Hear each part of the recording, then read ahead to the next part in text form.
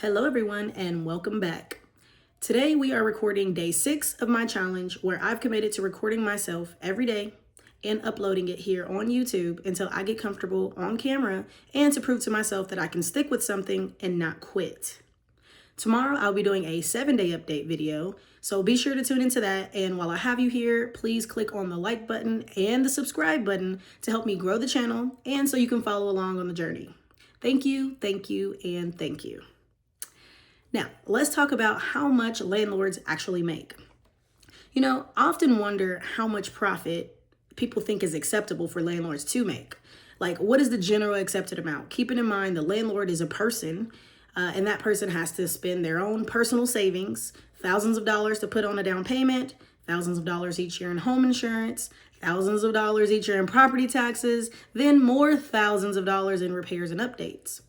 All of that is before we even talk about a mortgage and interest payments.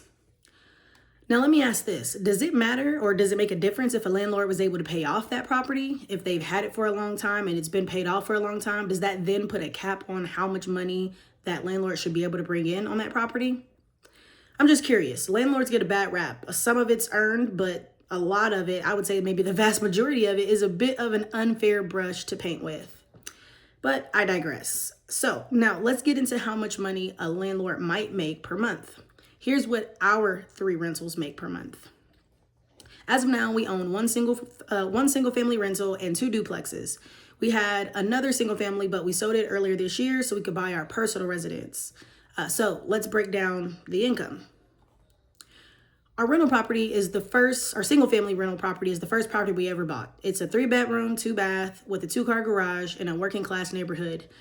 I don't know why they describe it as a working class neighborhood. I feel like most neighborhoods are working class neighborhoods, but nevertheless, that's what they refer to it as. So you know what I mean.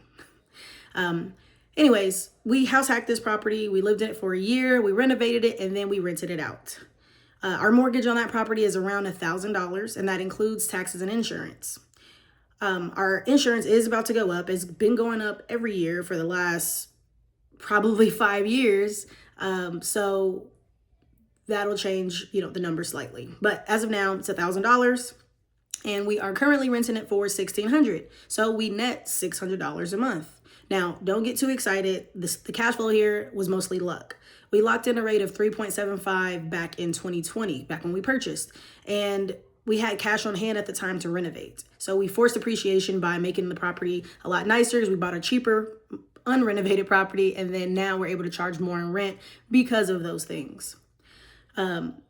We also had to put another $6,000 into it recently after we had a tenant move out after about 3 years of living there. So as you can see, that profit can quickly get eaten up. Next up is our duplex. It's our first duplex. We bought it back in 2022. I think the end of 2021. We currently pay $1,900 a month. That's with insurance and taxes, but that's also after several increases over the years. We used to pay, I think, around $1,600 a month. So we can thank inflation for that, of course. Anyways, it's a 3-bedroom, 2-bath on one side. That's the side we lived in. And it's a 2-bed, 2-bath on the other side. We actually inherited that tenant. It's a very, very nice older lady. And she was our neighbor for quite a while. And it wasn't so bad. Actually, it was actually pretty easy. Whenever she needed anything, she would just let us know. And my husband would go over there and fix it. And, shortest drive he ever made.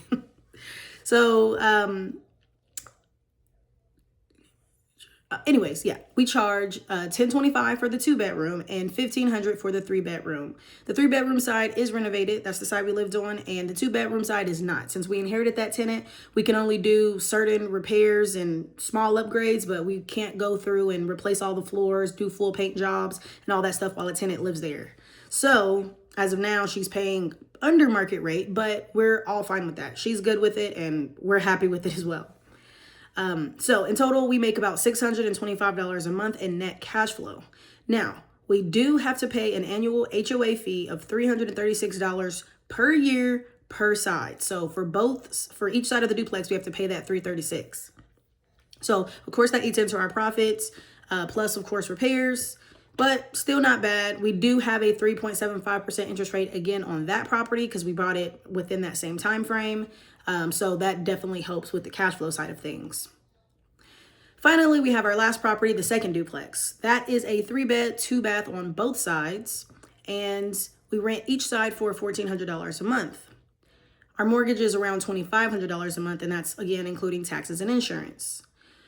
This one is in the same neighborhood as the other duplex, literally on the very next street. So we still have to pay HOAs per side, and that, again, eats into our profit. But to keep the math easy, our net profit is around $300 a month for that duplex. Our interest rate on this one is a little over 7%. So as you can see, it definitely affects the cash flow. So altogether, we make about $1,525 a month in cash flow for our 3 rental properties. That's not bad, certainly helps, but it's not, of course, life-changing money. I do want to reiterate that this income can be easily blown on repairs throughout the years, but we buy for the long term, not the short-term gains.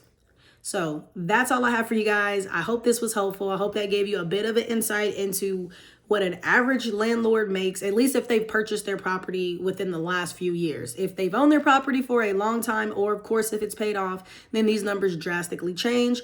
That's always the hope, is to have paid off rental properties. But, that takes a lot of time and it takes a lot of money, and it'll never be zero fees. You'll always have to pay insurance. You'll always have to pay taxes. You'll always have to pay for repairs and updates. So, again, hope this helped you guys out. If you found any value in this video, then again, hit that like button. Also, subscribe. It's day 6 and we're heading into day 7. Also, guys, don't forget to check out RecipeMuse. There's 50% off link in the description below. Lovable.dev, that's the tool that I use to help me create RecipeMuse. Yeah, RecipeMuse, along with any other Saas applications. You literally use it without any coding experience. It's basically an AI tool that allows you to use regular, simple, layman's terms language in order to create a full-on website or SaaS product. So again, the link to that is in the description below. Thanks so much for watching, and I will see you tomorrow.